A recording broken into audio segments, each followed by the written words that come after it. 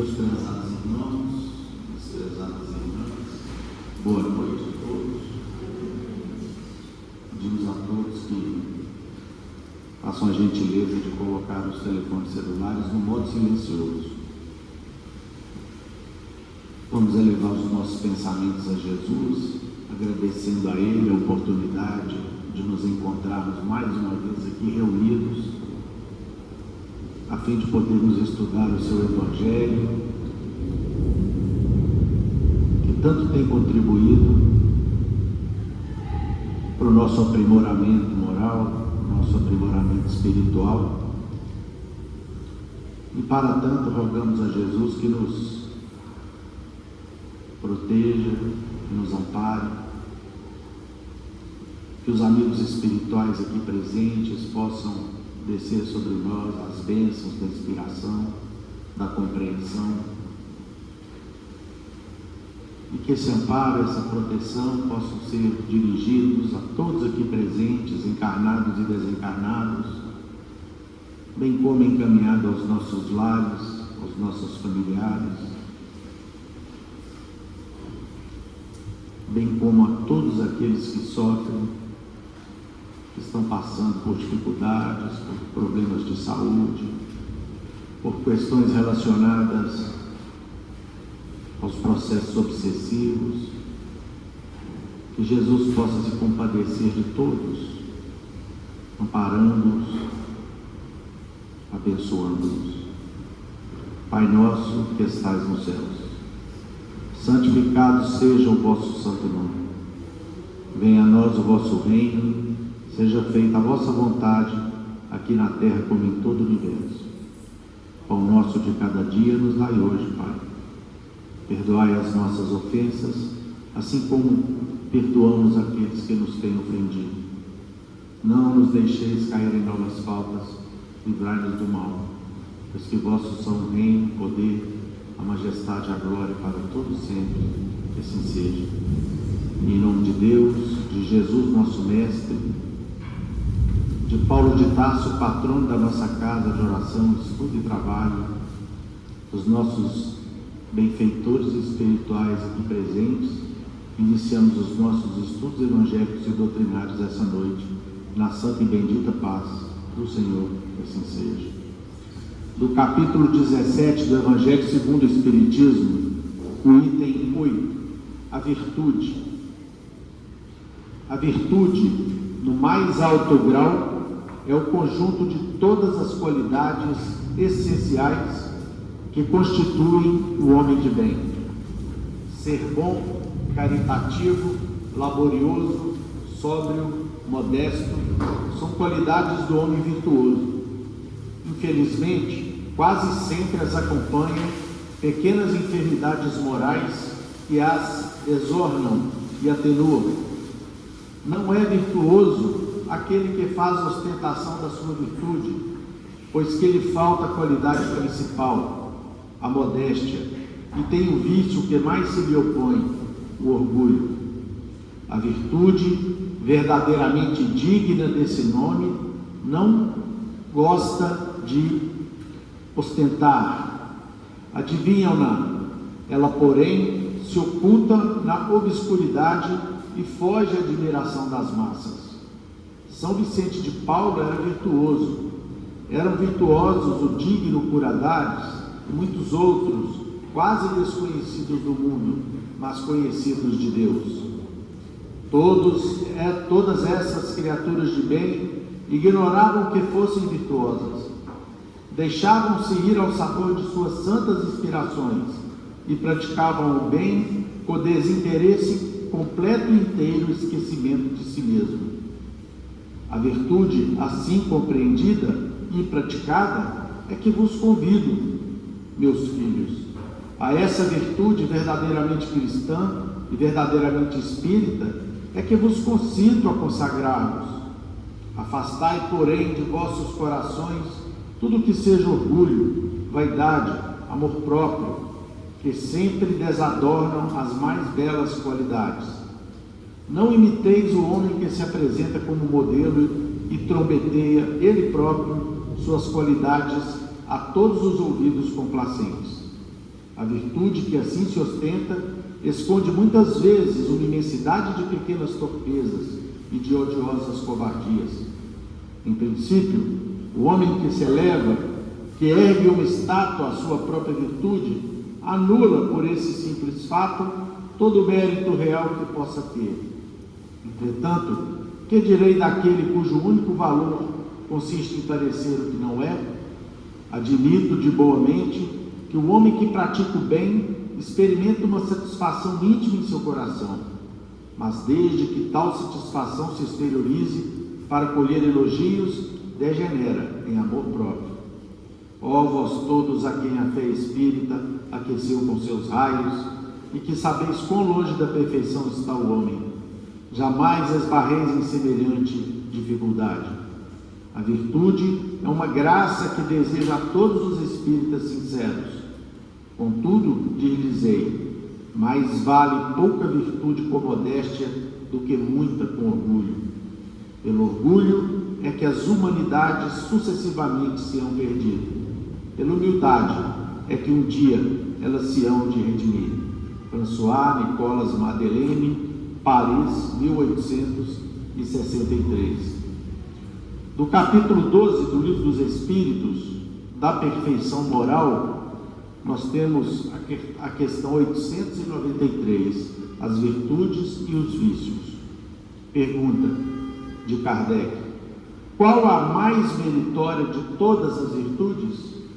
Resposta do Espírito da Verdade: toda virtude tem seu mérito próprio, porque todas indicam progresso no caminho do bem. Há virtude sempre que há resistência voluntária ao arrastamento dos maus pendores. A sublimidade da virtude, porém, está no sacrifício do interesse pessoal, do próximo, sem pensamento oculto. A mais meritória é que escacenta a mais desinteressada caridade.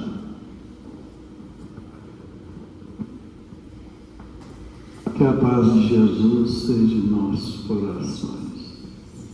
Meus irmãos, conforme ficou claro e bem definido pelo Espírito François Nicolas Madeleine, na lição que estudamos, a virtude é o conjunto de todas as qualidades essenciais que formam o caráter do homem de bem. Ser bom, caridoso, trabalhador, moderado e simples são qualidades do homem virtuoso. Numa outra definição, os espíritos superiores nos falam que virtude significa a qualidade essencial que cada um de nós temos e trazemos conosco desde a nossa criação, cujo objetivo é distinguir entre o bem e o mal, de modo a evitar sofrimentos futuros.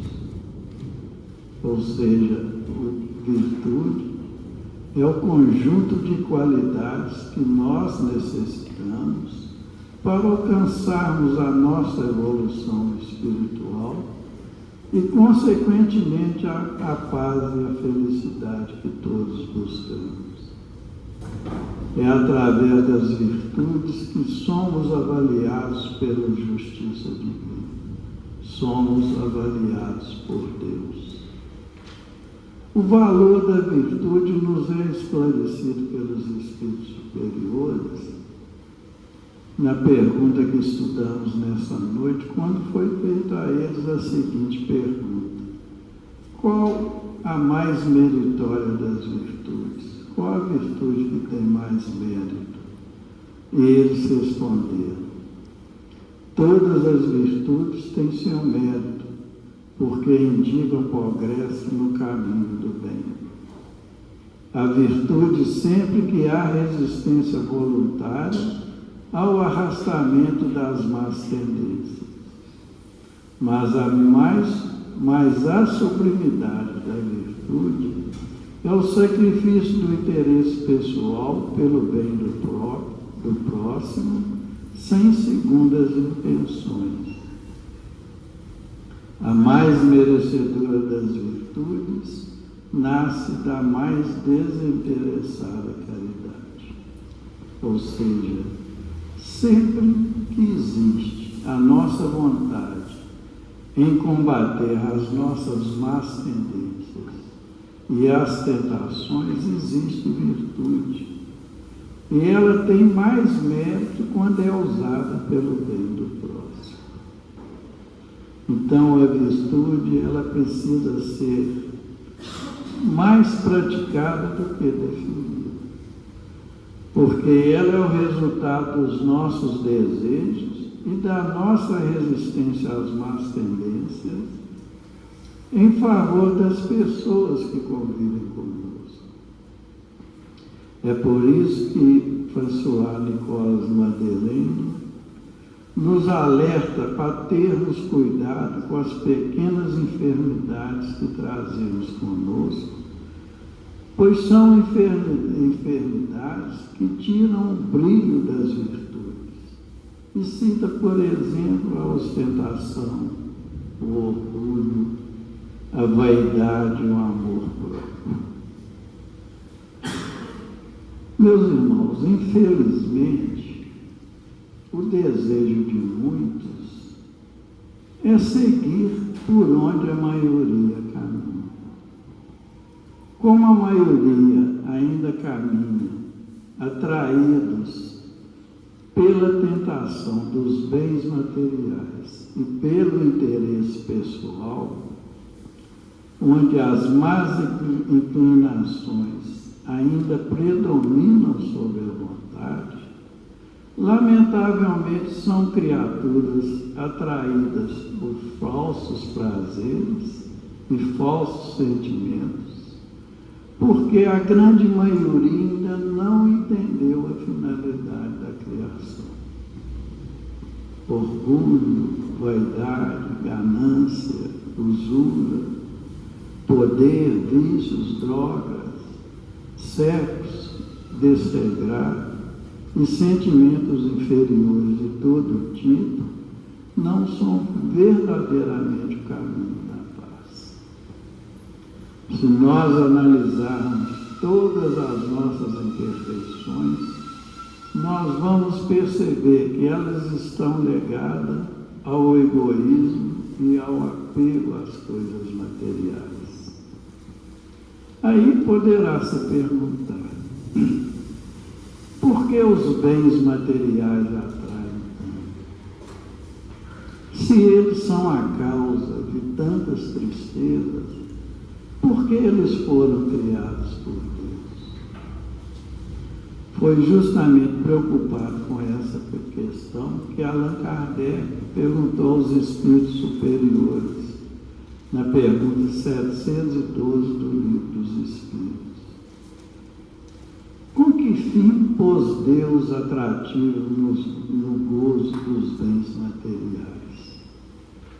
E eles responderam, para instigar o homem ao cumprimento de sua missão e para experimentá-lo por meio da tentação. Aí Kardec fez uma nova pergunta em cima dessa. Qual o objetivo dessa tentação? E eles responderam, desenvolver, ou seja, desenvolver ao homem a razão que deve preservá-lo dos excessos.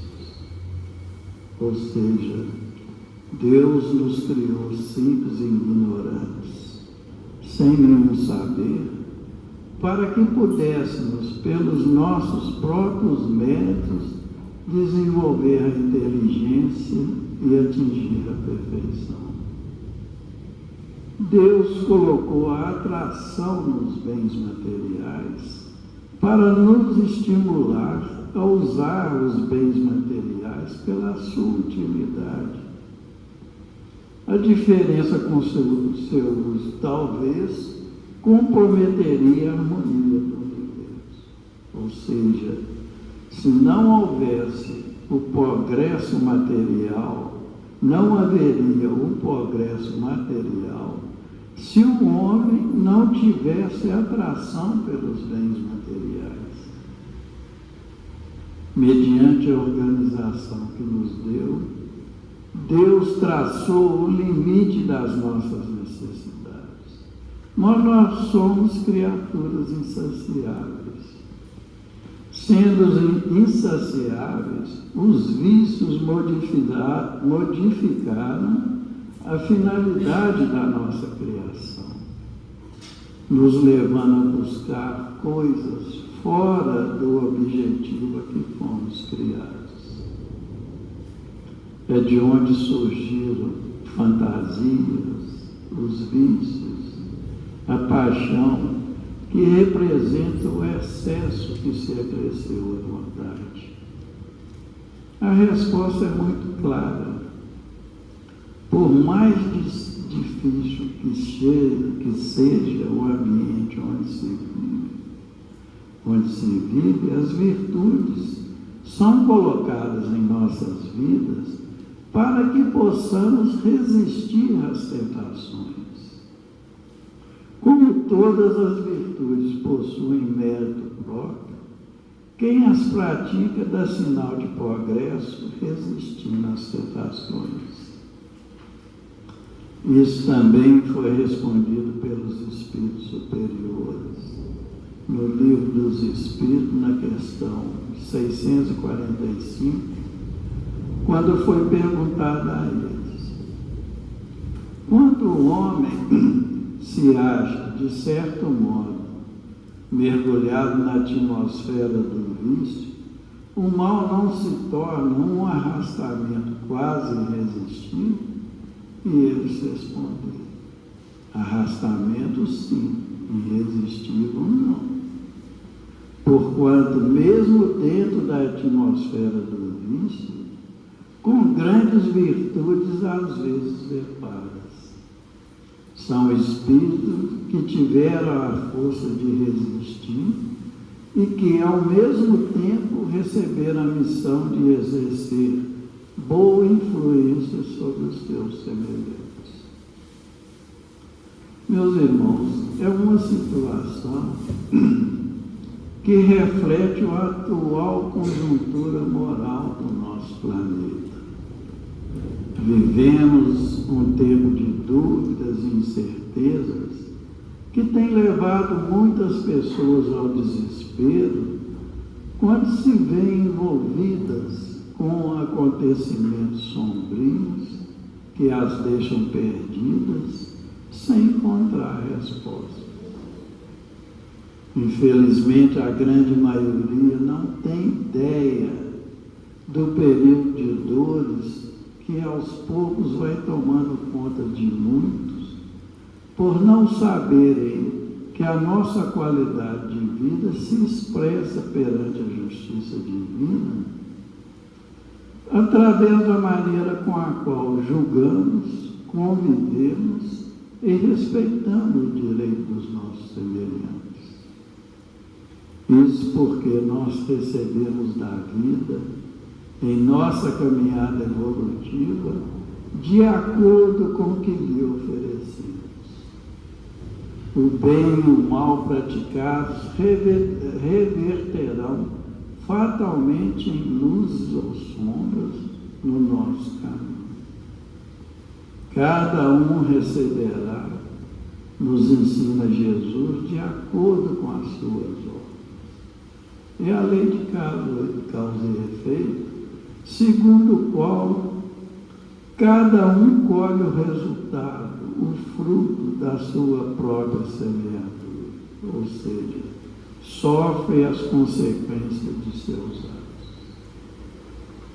Então, a dor, os sofrimentos, as lágrimas que vemos no mundo, não decorre da vontade de Deus, decorre de uma causa justa. Se sofremos é porque nós mesmos criamos o nosso sofrimento, infringindo a lei de Deus, seja nessa vida ou em outras vidas vividas. Sendo assim, devemos aprender com a vida para sermos úteis. Os Espíritos superiores nos dizem que Jesus deseja ver com nossos olhos, ouvir com os nossos ouvidos e socorrer com as nossas mãos. Isso Emmanuel, no livro Fonte Viva, na lição 107, Renovemos Dia a Dia. Nessa lição ele nos pede para aproveitarmos o nosso dia a dia para transformarmos por dentro. Ele comenta as palavras de Paulo: transformai-vos pela renovação da vossa mente, para que proveis qual é a boa, agradável e perfeita vontade de Deus. Paulo, Romanos 12, 2.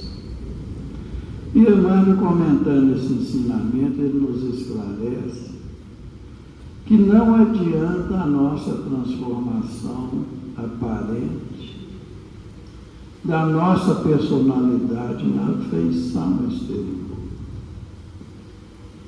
Ou seja, a nossa transformação somente na aparência, com ostentação para os outros verem, que mais títulos, mais recursos, mais possibilidades de conforto e maiores considerações sociais podem ser simples agravo de responsabilidade. Ele nos pede na lição para reformarmos por dentro, fazendo a nossa verdadeira transformação moral. E nos fala que é preciso avançar no conhecimento superior, ainda mesmo que a marcha nos custe suor e lágrimas. Aceitar os problemas do mundo e superá-los à força do nosso trabalho e de nossa serenidade é a fórmula justa de aquisição de discernimento. Ou seja, a nossa vida possui um alto significado. Então, precisamos empenhar diariamente no sentido de superar as dificuldades que temos de enfrentar. Muitas vezes sabemos o quanto é difícil voltarmos para dentro de nós e fazermos uma análise daquilo que temos e precisamos mudar em nós.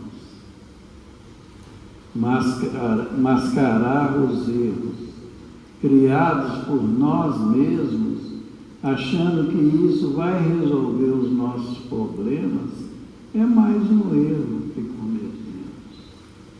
Por isso que é necessário empenharmos com vontade e fé naquilo que somos capazes de modificar.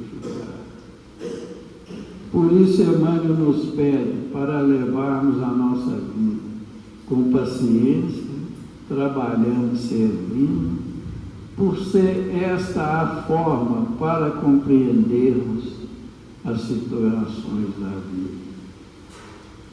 E ele continua nos falando na lição: dor e sacrifício, aflição e amargura são processos de sublimação que o mundo maior nos oferece, a fim de que a nossa visão espiritual seja acrescentada.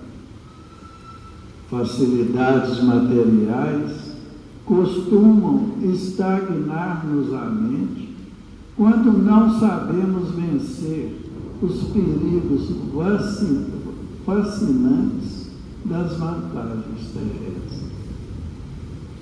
Renovemos nossa alma dia a dia, estudando as lições dos vanguardeiros do progresso e vivendo a nossa existência sob a inspiração do serviço incessante. Apliquemo-nos à construção da vida equilibrada, onde estivermos, mas não nos esqueçamos que somente pela execução dos nossos deveres, na concretização do bem, alcançaremos a compreensão da vida e com ela o conhecimento da perfeita vontade de Deus a nosso respeito. Emmanuel. É uma lição que Emmanuel deixa claro que nós devemos trabalhar para termos uma vida equilibrada em qualquer circunstância. Que devemos priorizar os nossos deveres como cristãos para entender que o cumprimento das nossas obrigações diárias é fundamental. Que devemos concretizar o bem através das virtudes para que possamos evoluir espiritualmente. Que devemos compreender a vida, pois a verdadeira compreensão da vida e da nossa criação por Deus é que nos leva à nossa evolução espiritual, conhecendo a perfeita vontade de Deus a nosso respeito. Meus irmãos, é auxiliando, esperando, servindo, tolerando, humilhando-se, praticando a renúncia construtiva, na compreensão e na aplicação dos deveres que nos unem ao Evangelho do Cristo, que devemos modificar nossas emoções, substituindo a vaidade, o orgulho e o egoísmo pelas virtudes do bem que fazem parte da nossa vida em benefício de todos. Ao recomendar, brilhe vossa luz diante dos homens, para que vejam as vossas boas obras e glorifique o vosso Pai que está nos céus. Jesus nos ensina que o brilhar do Evangelho em nós está condicionado à prática do bem. Não há formas milagrosas capazes de instalar o bem na terra enquanto o homem não se modificar. E isso só se faz com amor e cumprindo as leis de Deus. Nós não podemos esquecer que o planeta Terra, conforme os espíritos superiores nos esclarecem, representa no contexto do universo um grande educador, uma grande escola, onde somos matriculados a fim de aprendermos a corrigir as imperfeições próprias dos espíritos em evolução. Todos nós estamos predestinados a um dia sermos perfeitos. Nessas palavras de Jesus, sede perfeitos, como perfeito é o vosso Pai Celestial, Ele nos apresenta Deus como modelo perfeito.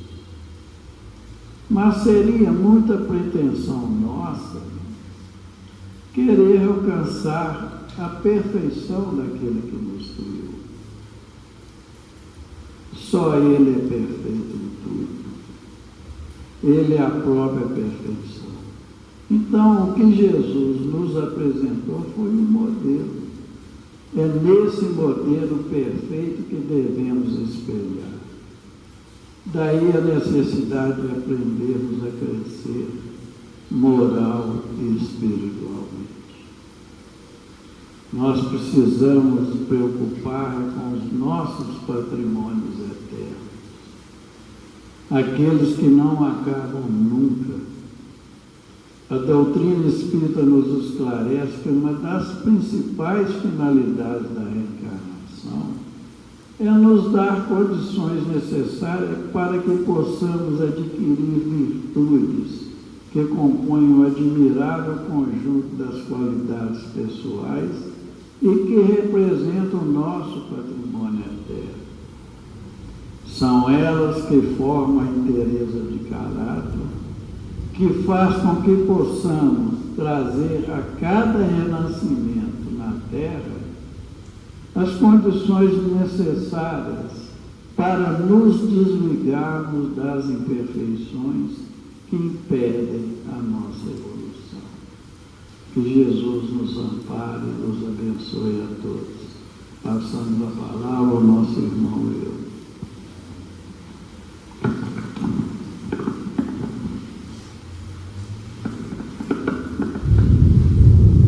Meus queridos irmãos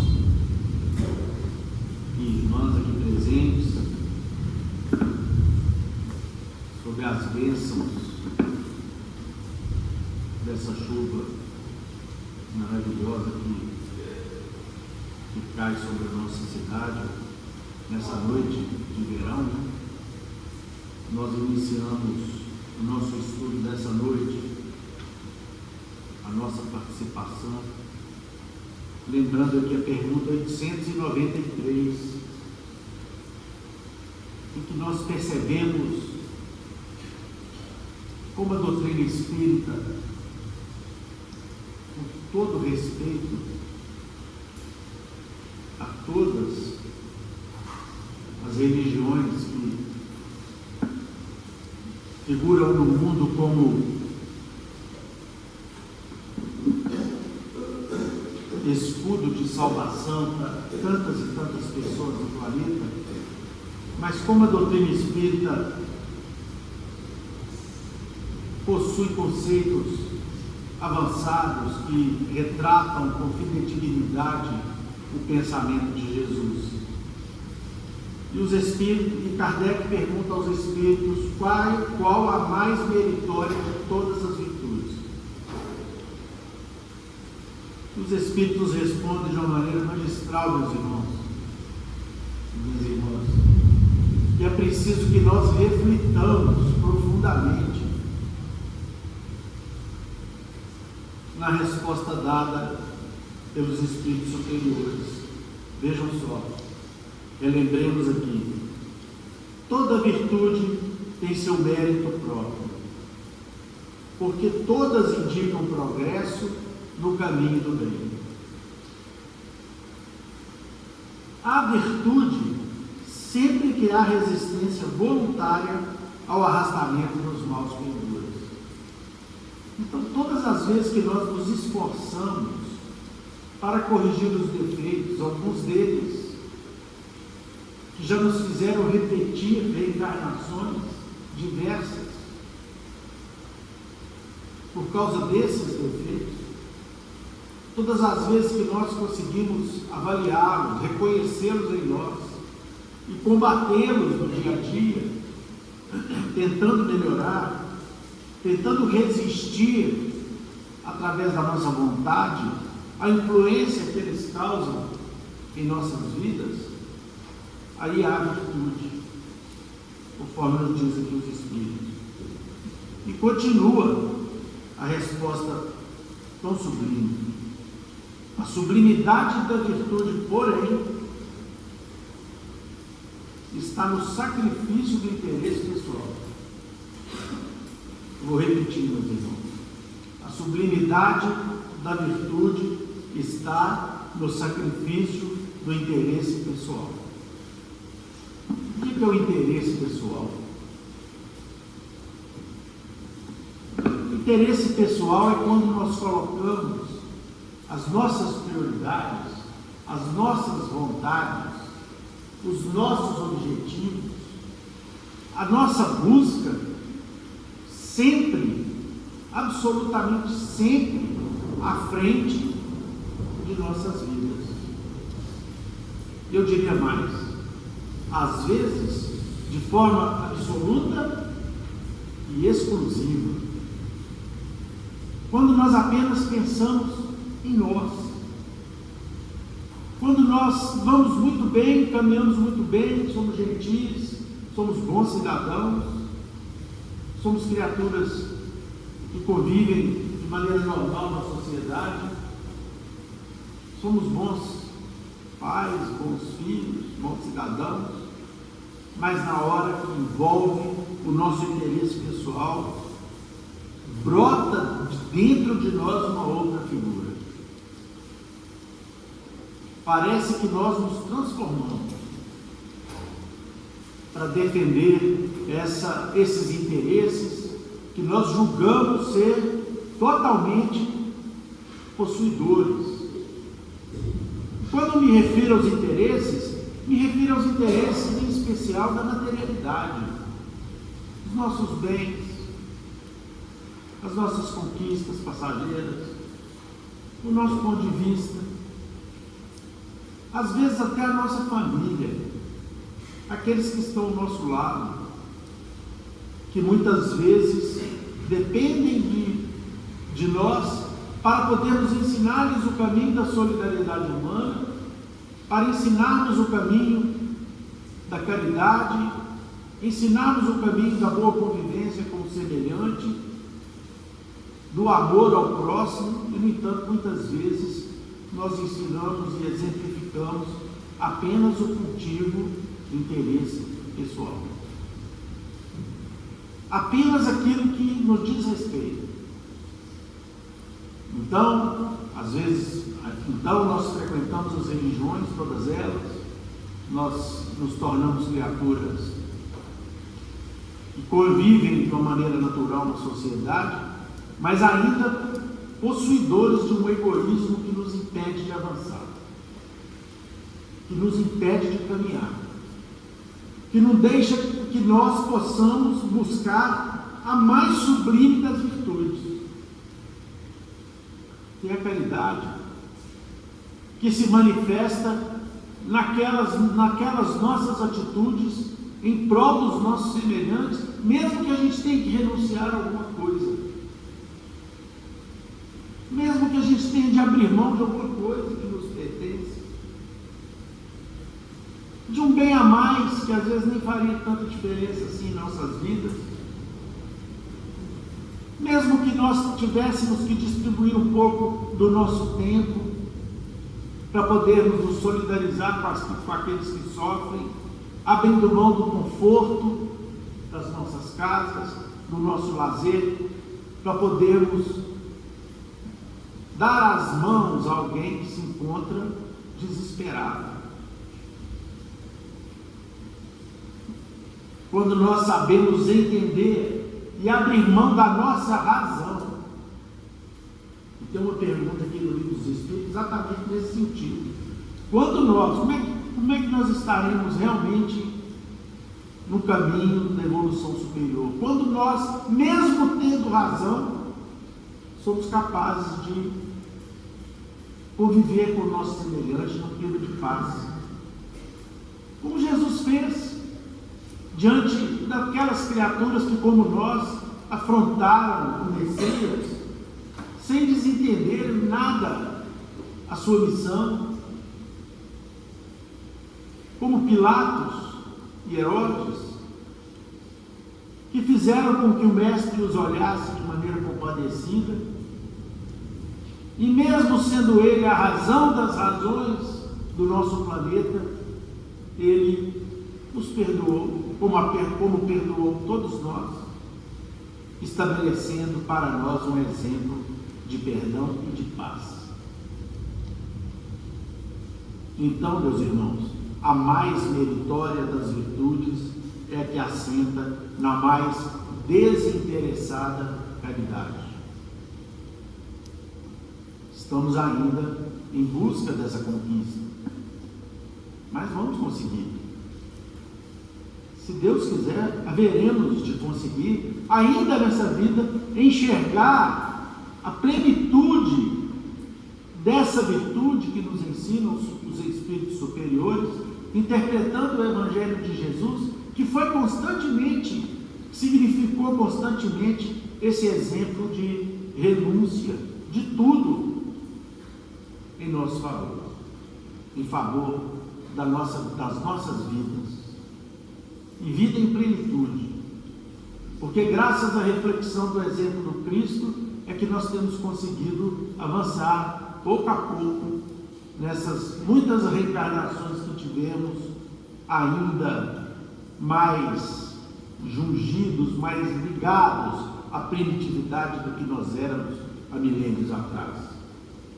Graças a esses ensinamentos, nós já conseguimos vislumbrar esse horizonte, que mesmo estando um pouco ainda distante da nossa percepção, mas nós já o avistamos, que é o horizonte dessa caridade sublime, e se Deus quiser, com a bênção do Evangelho de Jesus, nós haveremos, meus irmãos, de conquistar, se Deus quiser. Emmanuel nos fala que a bondade que nós distribuímos volta sempre para nós multiplicada. O bem que nós fizermos, ele retorna. Isso é da lei de Deus. Tudo que nós fazemos em prol de melhorar, de iluminar, de acrescentar na vida dos nossos semelhantes, nós recebemos de volta uma multiplicidade de bênçãos, como um pagamento realizado por aquele banco que não exaure nunca os seus recursos, que é o banco da providência divina. Ele nos remunera da forma verdadeira,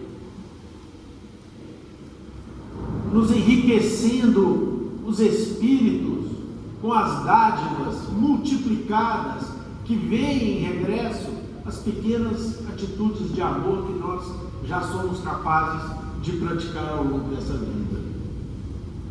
Às vezes, meus irmãos, continua Emmanuel nos ensinando, essa semente, Emmanuel nos ensina que toda bondade, e isso é muito bonito, essa frase de Emmanuel, vamos guardá-la. Toda bondade é uma semente que nós lançamos no tempo. Que coisa mais linda. Que ensinamento, mesmo próprio, de uma mente superior e de um coração absolutamente identificado com Jesus. A bondade é uma semente que nós lançamos no tempo. E às vezes essa semente germina rápido. Outras vezes ela pode levar até anos para germinar e florescer. Mas a bondade que a gente pratica algum dia com alguém, ela volta. Como o mal também, infelizmente, volta. A não ser que nós estejamos diante de um ser iluminado, que ao receber as nossas provocações, ou os nossos insultos, ou os nossos males, recebem aquilo e nos retornam na forma de amor e de perdão. Como por exemplo, mas que exemplo que nós daríamos aqui na Terra de pessoas que agem assim, quando essas pessoas são tão raras, quando esses espíritos são tão raros ainda nesse mundo de expiação de provas que nós temos construído ao longo desses milênios? Eu diria a vocês, meus irmãos, minhas irmãs, não são tão raros assim, não. Porque todas as vezes que nós plantamos sementes de ingratidão, sementes de desajuste, sementes que retratam ainda parcelas da nossa inferioridade, de desentendimento, e direcionamos isso em face das nossas mães, o que nós recebemos? Recebemos de volta perdão, compreensão, esquecimento, amor. Então vamos nos mirar nos exemplos das nossas mãezinhas, de todos os tempos. Não me refiro apenas a essas que nós recebemos na presente vida, mas outras tantas que tivemos a bênção de ser seus filhos e receber delas parcelas de luz que adornam hoje a nossa personalidade, o nosso espírito. Então, toda bondade é uma semente lançada no tempo. E um dia essa semente germina, e outro dia, no outro dia ela floresce, ainda mais com uma chuva abençoada como essa, né? Mas, segundo Emmanuel, uma coisa é muito certa, meus irmãos: nada do que fazemos com amor se perde. A vida devolve sempre. Isso é uma certeza matemática. Essa é uma certeza cósmica que está presente em todos os mundos onde vigoram as leis de Deus. A bondade que nós fazemos, ela volta um dia para nós. E não importa se o gesto foi um gesto pequenino, não importa, e tomara que seja assim, que ninguém tenha visto. Menos ainda importa se houve agradecimento por parte daqueles a quem nós ofertamos os pequeninos gestos de bondade. Tomara que não haja agradecimento. Tomara que nós não nos preocupemos com isso. Tomara que ninguém esteja vendo essa bondade. Tomara que ninguém testemunhe essas atitudes, porque elas ainda são poucas em nossas vidas, infelizmente, mas já existem. Então, já que elas não são tantas assim, por que não fazemos de maneira correta? Por que ostentar o bem pequenino que às vezes a gente faz? Por que ficar comprando ao preço de julgamento algo que a gente dê para uma pessoa que necessita? Por que ficar exigindo tributos de gratidão para aqueles que nós, de alguma maneira, ofertamos muitas vezes o que nos sobra? A verdadeira virtude é nós conseguirmos dar ainda aquilo que nós não temos na sua plenitude. E no momento em que nós conseguimos exercer esse amor que nós não temos na nossa plenitude, em prol do nosso semelhante, sabe o que Deus nos retribui? Parcelas maiores desse amor. E nós vamos viver com muito mais paz, com muito mais entendimento, com muito mais compreensão da vida, com maiores possibilidades de decidirmos com acerto tudo que envolve a nossa vida. Na contabilidade de vida, meus irmãos, cada ato de bondade é registrado como uma luz a nosso favor. Cada um deles, seja qual for. No momento em que nós saímos de nossas casas para podermos ofertar algo de nós aos nossos irmãos, nós estamos contabilizando em nosso favor parcelas de luz, sem que nós nos preocupemos com isso.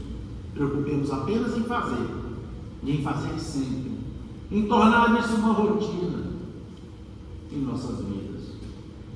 Muitas pessoas desanimam de fazer o bem quando não recebem o retorno imediato.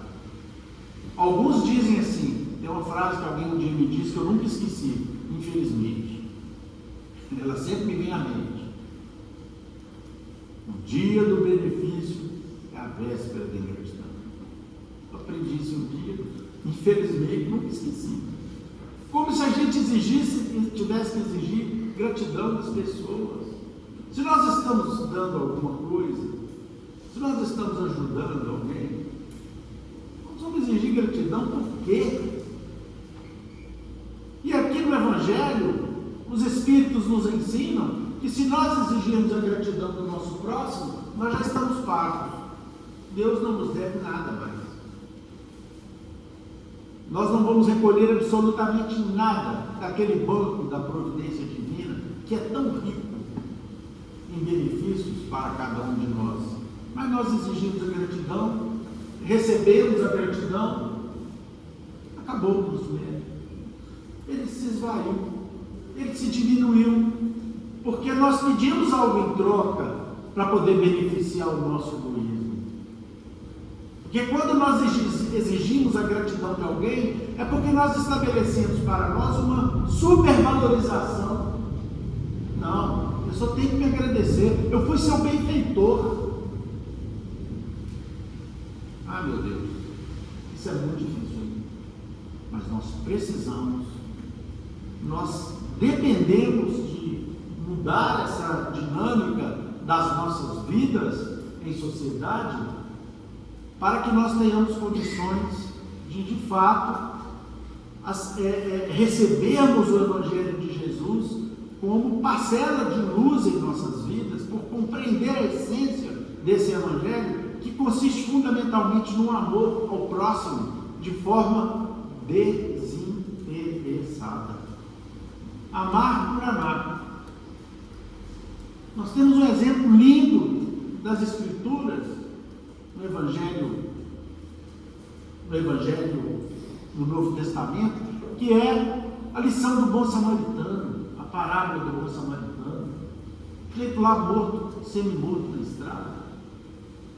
Passou um monte de gente, inclusive diversos religiosos, um monte de transeuntes, de pessoas que se achavam justas ou poderosas. Ninguém atendeu o moço.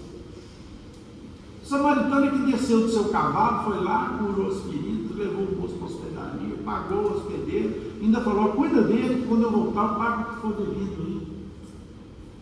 Isso há 2000 anos, contado por Jesus.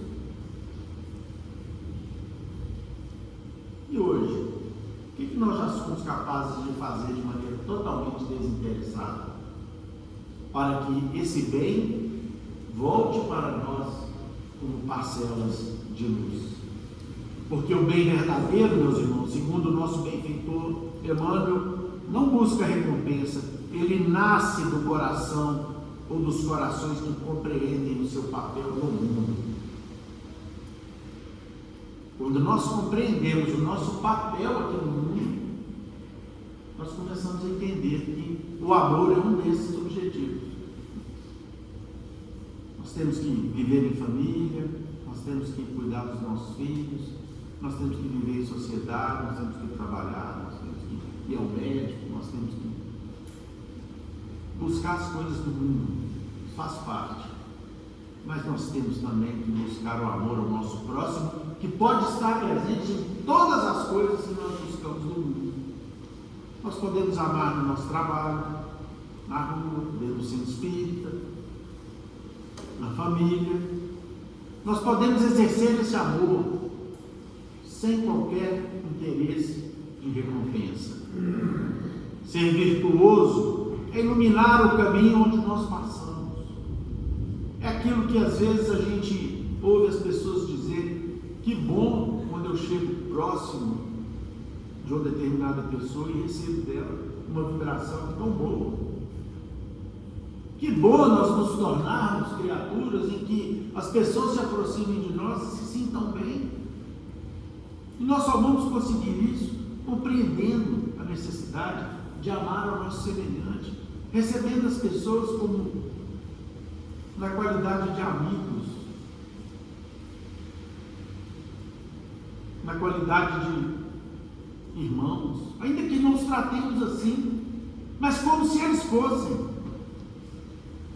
E nós temos um exemplo lindo nas tradições do cristianismo no mundo, que foi Francisco de Assis. Chamava todos de irmãos, os animais, a natureza, a chuva, o sol, a lua. Os seus detratores, aqueles que o perseguiam, que não entendiam sua missão, eram todos irmãos. Todos, absolutamente todos. E nós lembramos aqui uma passagem de Chico Xavier, que as pessoas, o Chico Xavier aos 80 e tantos anos de idade, recebia uma fila interminável de pessoas que esperavam. E ele beijava a mão de todas as pessoas. E o Ramiro Gama, salvo engano, no final de um dia de muito trabalho, ele percebeu que os lábios do Chico estavam ressecados e já cortados e saindo sangue, de tanto que ele beijava a mão das pessoas. E o Ramiro então perguntou: mas Chico, por que você tem que beijar a mão de todas as pessoas, Chico? Ele então responde: ah, meu irmão,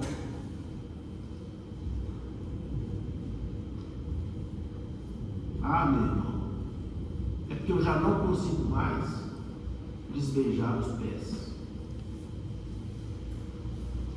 É esse o amor, meus irmãos, que nós temos que começar a entender aos pouquinhos em nossas vidas. É essa bondade que nos mostra que ser virtuoso é iluminar o caminho onde nós passamos. A bondade, a virtude, molda o destino de forma silenciosa, porém profunda.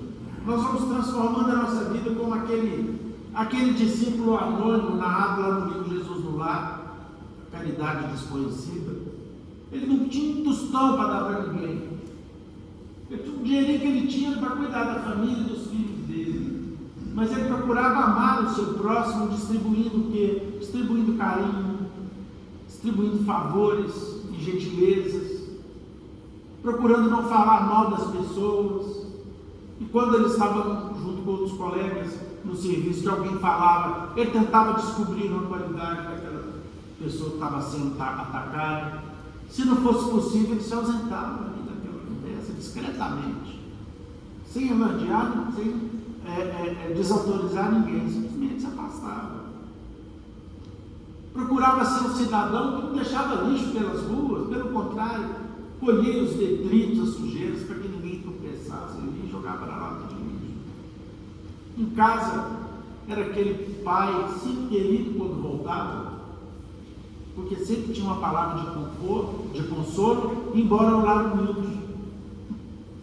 Esse moço chega um dia na espiritualidade, na condição de um discípulo que praticou uma caridade que as pessoas ainda não conhecem na sua essência, e que a doutrina espírita, inspirada no Evangelho de Jesus, nos ensina a praticar, a compreender, meus caríssimos irmãos.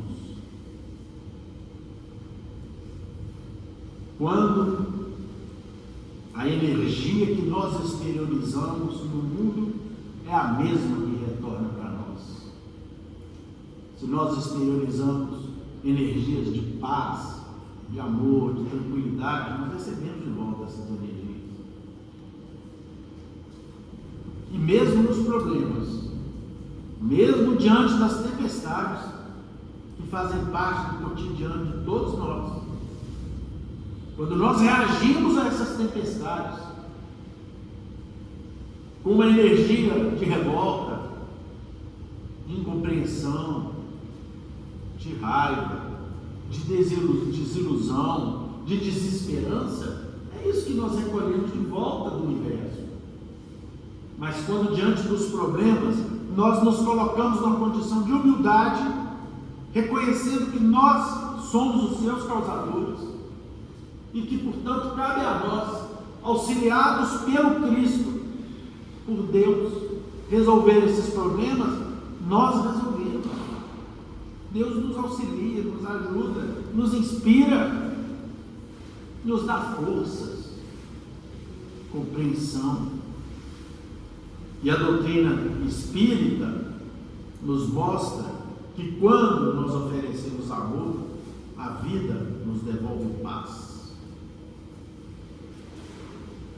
E a doutrina é esse consolador prometido.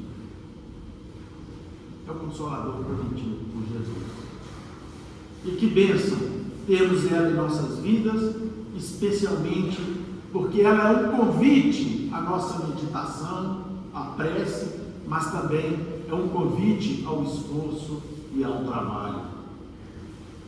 E como nós acabamos de dizer que o bem que nós fazemos de forma desinteressada, ainda que pequenininho, aos pouquinhos, ele se transforma em restos de luz em nossa existência. Vou ler aqui para vocês, meus irmãos, do nosso querido irmão X, a história de um tirano que desencarnou e demandou para o Vale das Sombras e buscou em vão, que era materialista, voltar de novo para o convívio das pessoas, no palácio que ele servira de residência aqui na Terra. O seu espírito, quando entra em casa, percebe que a sua viúva, alegando infinita mágoa O sujeito era um tirano doméstico. E quando ele entra, o seu espírito ingressa em casa, ele vê a viúva lhe tratando, lembrando dele, com uma mágoa imensa, ao ponto de desfazer da casa em que eles moravam e vender tudo para sequer lembrar dele dali para frente. Ela se libertou da presença dele. Vejam só que situação que nós podemos nos colocar aqui na terra. Ele viu então baixelas, candelabros, telas, quadros, jarras raríssimas, tapetes, perfumes, joias, relíquias, tudo sendo vendido sob o martelo do leiloeiro, enquanto ele percebia os seus filhos brigarem no tribunal para disputar a melhor parte da herança que ele tinha deixado. Ninguém, absolutamente ninguém lembrava o seu nome, desde que não fosse para reclamar ouro e prata que ele já havia doado para outras situações. E porque na memória de semelhantes amigos ele não passava agora de sombra, tentou o interesse afetivo de companheiros outros da sua infância.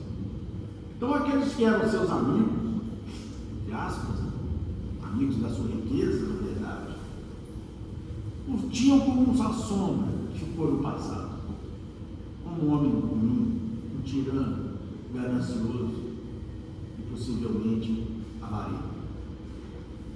Todavia, nesses amigos de infância, ele encontrou simplesmente a recordação dos próprios atos de malquerença e de usura. Então, o que ele encontrou, que o universo devolveu para ele, foi a resposta do que ele doou para o universo, na figura das pessoas que conviviam com ele, a partir daqueles que conviviam consigo no seu lar. Então, o que tinha reservado para ele era indiferença, más lembranças, afastamento, pensamentos ruins, abandono, o nome lembrado de uma maneira totalmente Barsabás, então, que era o seu nome, entregou-se às lágrimas e de tal modo ele se desesperou que a sombra então lhe embargou a visão e lhe arrojou no vale das trevas. Vagueou por muito tempo no nevoeiro, entre vozes acusadoras, até que um dia aprendeu a pedir na oração. E como se a sua rogativa lhe servisse de bússola, de direcionamento, embora caminhasse às escuras, eis que de repente se lhe extingue a cegueira, e ele se vê, e ele observa diante dos seus passos um santuário, lá longe, sublime, repleto de luzes. Então ele termina a sua cegueira e ele está diante de uma tela repleta de luzes faiscantes. Milhões de estrelas e pétalas brilhantes, ou seja, fulgurantes, povoavam essa tela em todas as direções. Barsabás, sem perceber, alcançara a casa das preces de louvor que ficava nas faixas inferiores do firmamento. Então, segundo o irmão Giz, na sua representação literária, aquele firmamento que ele enxergava faiscante de estrelas nas regiões inferiores, acima das regiões inferiores em que ele se encontrava, era, na verdade, chamada Casa das Preces.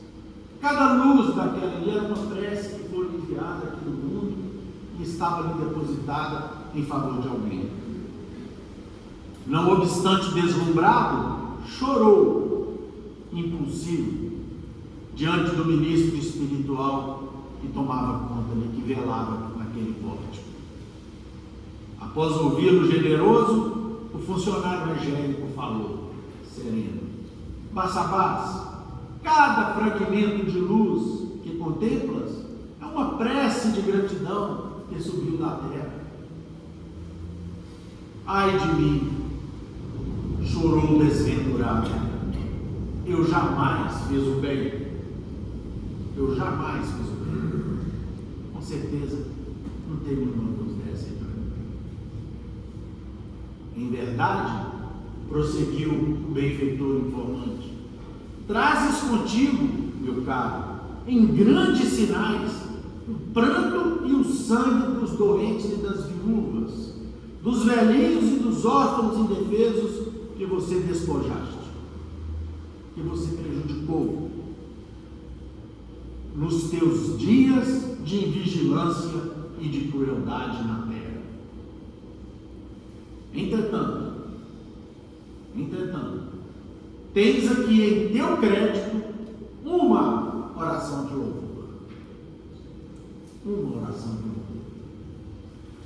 E então apontou para o Barsabás uma pequenininha estrela que brilhava à feição de um diminuto, de um pequenino disco solar. Está vendo lá, Barsabás? Aquela estrelinha lá no ponto, lá assim, a menos brilhante de todas. Há 32 anos atrás, meu amigo, disse o instrutor, você deu um pão a uma criança. E essa criança te agradeceu em prece ao Senhor da vida. Chorando de alegria e consultando velhas lembranças, Barsabás perguntou, foi para o Joaquim, ou Jonaquim, o enjeitado, o pobrezinho, o abandonado? Sim, meu caro, confirmou o missionário divino. Segue a claridade deste pão que deste um dia por amor e livrar-te-ás em definitivo do sofrimento das trevas. Ou seja, Barsabás, esse pão que você deu por amor, segue a luzinha desse pão, está ali no firmamento, e esse pão, essa luz vai te levar para algum lugar, vai te tirar dos sofrimentos aqui na terra. E Barsabás acompanhou um pequenino raio de luz que tinha um pequenino brilho que se desprendia daquela estrelinha, mas ao invés de elevar-se às alturas que ele não merecia, ele não plantou amor, ele não plantou caridade. Então, ao invés daquela estrela de levar para as alturas, eis que ela então o traz para a terra. E ali ele se viu diante de uma capitania humilde aqui no nosso planeta. Um homem calejado aí refletia, pensava, manobrando um enxofre numa pesada madeira. Era Jonaquim, aos 40 anos de idade. Como se estivessem os dois identificados no doce fio de luz, Barsabás abraçou-se a ele, qual um viajante abatido, de volta ao calor do lar. Termina irmão X dizendo que decorrido um ano, Jonaquim, o carpinteiro, ostentava, segurava sorridente nos braços mais um filhinho, cujos louros cabelos emolduravam belos olhos azuis. Com a bênção de um pão, dado a um menino triste, por espírito de amor puro, conquistara Barsabás nas leis eternas o prêmio de renascer para redimir-se. Que Jesus nos abençoe, meus irmãos. Misericórdia de nós. Luzinho.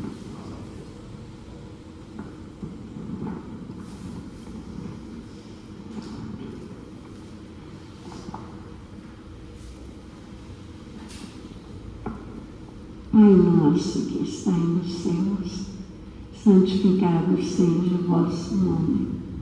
Venha a nós o vosso reino, seja feita a vossa vontade, assim na terra como nos céus. O pão nosso de cada dia dai-nos hoje, Perdoai as nossas ofensas, assim como nós perdoamos aos nossos ofensores. Não nos deixes cair em tentações, livra-nos, Senhor, de todo mal, porque vossos são o reino, o poder, a majestade e a glória, para todos sempre, que assim seja. Obrigado, Senhor, por mais esse momento único em nossas vidas, quando nós nos reunimos para receber as lições de vida que o nosso Mestre Jesus nos trouxe. Dai-nos a força e a coragem, o ânimo e a perseverança no bem, para que possamos recolher, Senhor, o Teu exemplo, que possamos ver as pessoas e as circunstâncias com os Teus olhos, que possamos ouvir com os Teus ouvidos e que possamos guardar em nossos corações a Tua compaixão, o Teu amor, que assim seja. E em nome de Deus, de Jesus, nosso mestre amado, de Paulo de Tarso, patrono da nossa casa de oração, de estudo e trabalho, dos nossos amigos e benfeitores espirituais, nós estamos encerrando os nossos estudos evangélicos e doutrinários dessa noite, na santa e bendita paz do Senhor. Nós vamos começar agora os trabalhos dos pássaros.